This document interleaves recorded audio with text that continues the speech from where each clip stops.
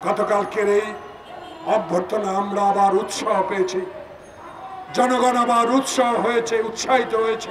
বাংলাদেশের ৭৫% মানুষ এখন নির্বাচন চায়, নির্বাচন ডিসেম্বরের মধ্যে দিতে হবে। গতকালকে আরেকবার প্রমাণিত হলো বাংলাদেশে যিনি গণতন্ত্রের জন্য ১৬ বছরে লড়াই করেছেন, যিনি নিজের সন্তানকে হারিয়েছেন, যিনি তার বড় ছেলেকে 111 সরকার মেরুদণ্ড ভেঙে দিয়ে বিদেশে পাঠিয়ে দিয়েছেন, যাকে বিনা কারণে 5টি বছর কারাগারে রাখা হয়েছে, যাকে বিনা চিকিৎসা মৃত্যুর দিকে ঠেলে দিয়েছিল। এই কথাগুলো আপনাদের স্মরণ করা উচিত। তাই আইন শৃঙ্খলা বাহিনী আপনাদেরকে, সশস্ত্র বাহিনী আপনাদেরকে ধন্যবাদ জানায়। গতকালকে লক্ষ হাজারো মানুষের রেশনের থেকে যে অভ্যর্থনা জানিয়েছেন, আপনার আইন শৃঙ্খলা রক্ষাকারী বাহিনী যেই সহযোগিতা করেছেন, বাংলাদেশ জাতীয়তাবাদী দলের একজন নগণ্য রাজনৈতিক কর্মী হিসেবে আপনাদেরকে ধন্যবাদ অবশ্যই জানাতে হয়। কিন্তু এতে প্রমাণিত হয়েছে গতকাল বেগম জিয়া যেই কথা বলেছে ৮২ সালে এরশাদের বিরুদ্ধে, এরশাদের দ্বারা দেশে গণতন্ত্র কোনোদিনও ফেরত আসবে না। এরশাদ একজন স্বৈর শাসক।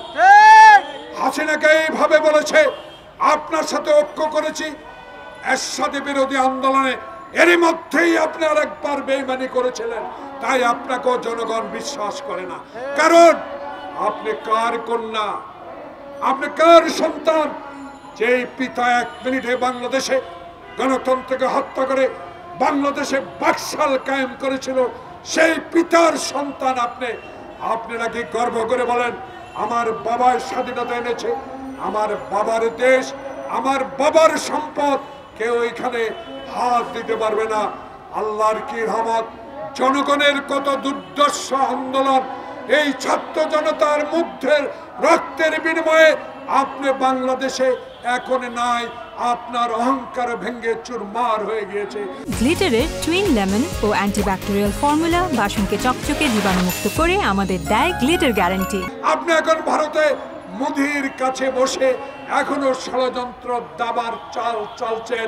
বাংলাদেশের জনগণ আপনাকে আর কখনো এই দেশে রাজনীতি করতে দিতে আসবে না, যতক্ষণ না পর্যন্ত আপনার বিরুদ্ধে 100-র উপরে মামলা, সে মামলার বিচার না হবে। তাই আজকে বেগম জিয়া আবার প্রমাণিত করেছেন।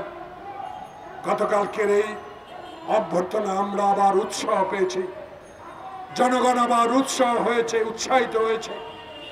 এদেশে গণতান্ত্রিক আন্দোলন ইনশাল্লাহ আবার সফল হবে।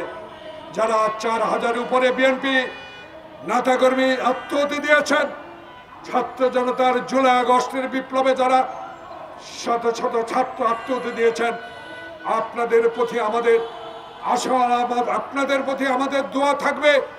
আপনাদের রক্তের প্রতিশোধ বাংলাদেশে আসবে ইনশাল্লাহ। যদি ডক্টর মোহাম্মদ ইউনূস আপনি যদি একটি সুষ্ঠু ভোট, দিনের ভোট দিনে করে দিতে পারেন, বাংলাদেশের পছন্দের মানুষ, বাংলাদেশের মানুষ পছন্দের দলকে ভোট দিয়ে ইনশাল্লাহ নির্বাচিত করে এই দেশে একটি সংসদ করবে।